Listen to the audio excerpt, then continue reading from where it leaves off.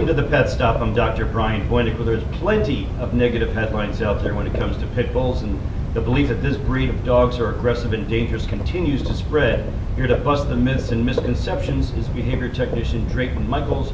He's with Urban Dawgs in Red Bank. Great to have you on.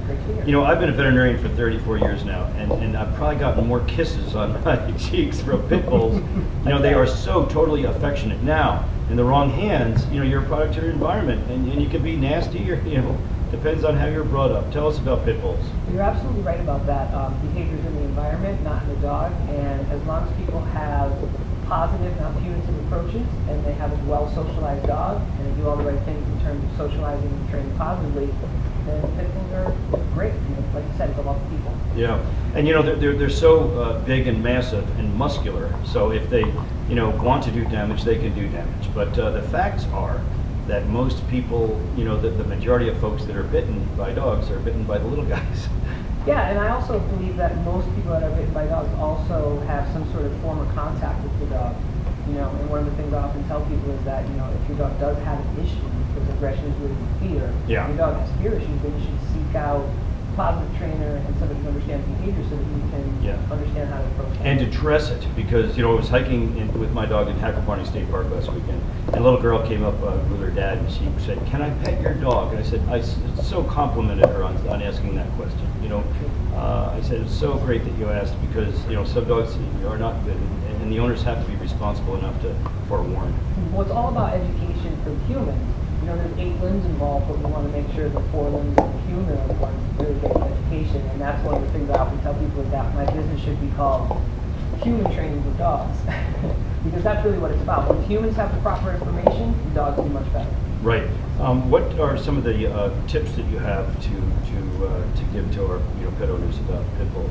Well, the most important thing is to remember that pit bulls are like any other dog. They learn the same way. You know, their behavior is the product of their environment, so make sure you have a very safe environment for your dog, and also make sure you're getting information on positive training, not punitive training, so that you're not creating any behavior issues unintentionally. Right. A lot of times people resort to things like choke chains or shock collars, and they cause problems that would have normally been avoided had they learned how to. It's all about positive reinforcement. Certainly. Absolutely. Great message. Thanks so much for coming on. Keep up the great work. You got it. Okay. Welcome to the Pet Stop. I'm Dr. Brian Voynick. Well, you're thinking about getting a new furry friend? Well, there's a lot of factors to consider when expanding the family with a pet. And here to explain is behavior technician Drayton Michaels. He's with Urban Dawgs of Red Bank, New Jersey. Great to have you on again. And we've got Cooper, too. He's a sweet dog. Tell us about it. Well, when you have a new pet in the home, the main thing you want to be ready for is the work that ensues. You know, dogs are going to need walks. You're going to have to make sure you've got, you know, money set aside for regular veterinary care, food, and toys. You want to make sure also that your schedule is going to allow you to help your dog be socialized. So if you have a puppy coming in the house, you're going to want to go to puppy classes. And you're also going to want to make sure that you have a positive training program, not a punitive training program, so that regardless of the age or the breed or the temperament of the dog you have, you continue to have that dog have a good, sound, safe training. Great point. Elaborate on positive reinforcement. That's what it's all about. Indeed. Elaborate on that. Well, positive reinforcement is going to keep your dog learning and not avoiding things. You know, when you use a punitive approach, you use choke chains, or prong collars, or shock collars, God forbid, those are the kind of things where the dog will give you behavior by avoiding being hurt. Fear generalizes really easy for dogs, and you don't want to create any unintentional behavior issues by making your dog, you know, have fear or pain. Right.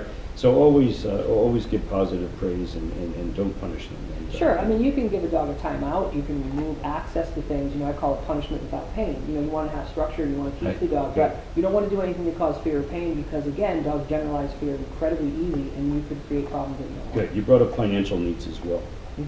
Yeah, I mean, you know, you may need fencing, and you want to get a traditional fence. You don't want to use electronic fencing with the shock and so forth. You may have to hire a trainer, a dog walker, a pet sitter. You may have to board your dog if you travel. So again, it's not a huge financial expenditure to have a dog, but you definitely need to consider, you know, the finances involved. And behavior training ASAP at 8 weeks, if not earlier. Thank you. Agreed. Appreciate your help.